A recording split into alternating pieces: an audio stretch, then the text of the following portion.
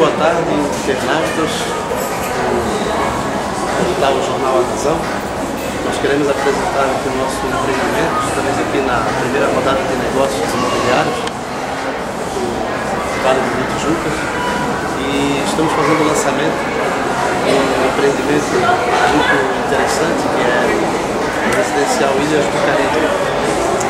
Então, nós estamos oferecendo apartamentos de 2 e 3 dormitórios,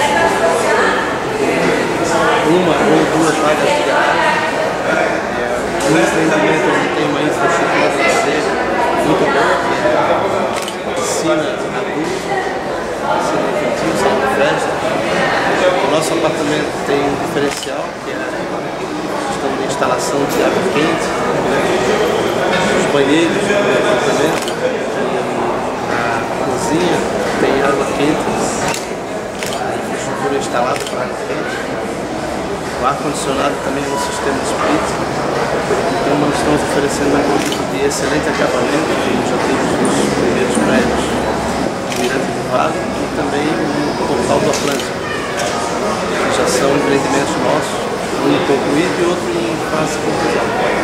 Agora na feira, aqui na primeira rodada de negócio, nós estamos fazendo um lançamento.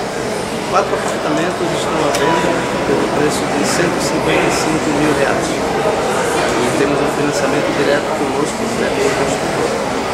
Então nós fazemos questão que as pessoas venham na feira para conhecer esse empreendimento, olhar a maquete, as imagens que nós temos aqui e negociar.